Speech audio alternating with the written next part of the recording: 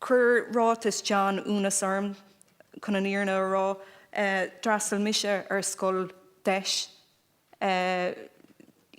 bhí múntóirí anha ann agus bhí cospóir ann chun ard caiddán a bhaintach as na daltaí agus níl sé ceart a rá nach bhfuil gaeilge maith sna scoilna deis.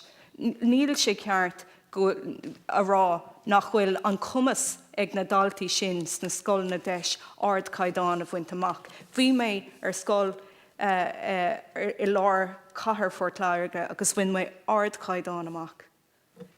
Cúig an ollscoil, bhain mé céim amach sa gaeilge, bhí an tálam, ní an airgad ag mo tuismóirí chun dul godaí an gaeltachtamh ach bhain mé scoláireachtaí amach gach éile bhliain agus cúig mé ann. A henadúir tá dul amúirt má cheapan tú gur bhaslig mé aine ar an gédul sios.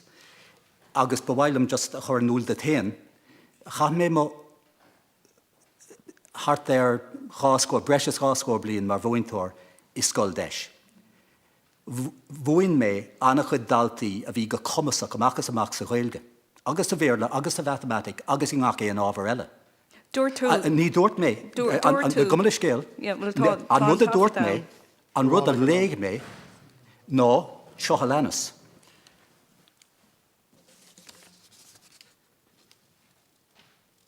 Sna lasathe atá molta, be gáhanríocht ar fáil, tí héin agus tí dó.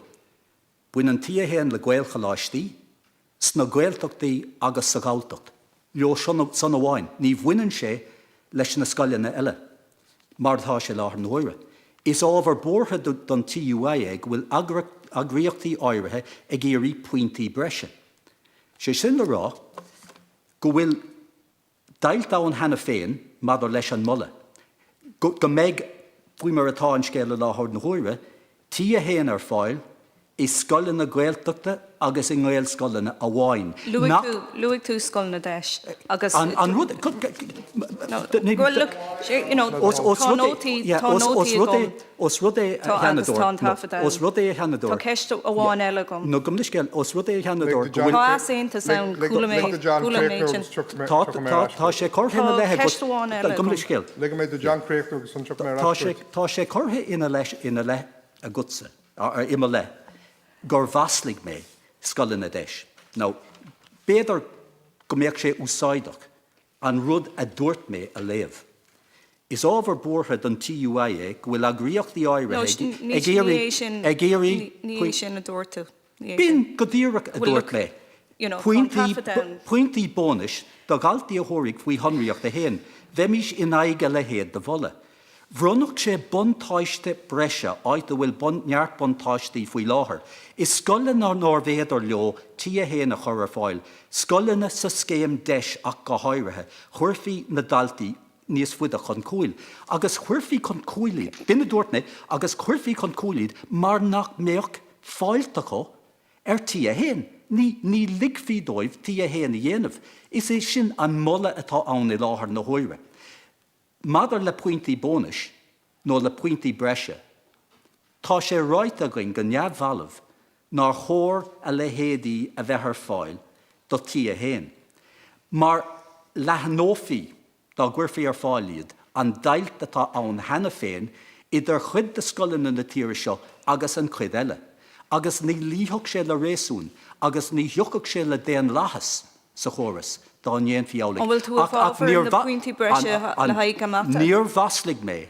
Níor bhaslig mé scoilina deise, níor bhaslig mé scoláirí sa scoilina sin, níor bhaslig mé múntóirí sa scoilina sin, ní hamháin son.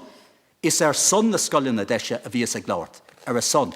Ceircolóir ná tá ceist córtha an bhfuil tú a fáfar na pointí bónas le haig amata? Mar atá ráit ag maire, níl an diaspóireacht tar éis a bheitthe goin go dtí seo. Tá tú i gcuine na pointí bónas le haig an gaeilge? Well, dá ligfád am béidir freigra chuir, béidir go dúirthaing freigra. Ar an géadál sios níl an diaspóireacht tar éis bheithe goin hena féin. Maidir le pointí bónis do tí a héin, do chóirsa faoi mar atá an mollán I láthair na hóire nach méach ar fáil ach do chuid na scoilina. bhemis i gcuine, a mar atá ráiteagain na pointí bónis sa chásal.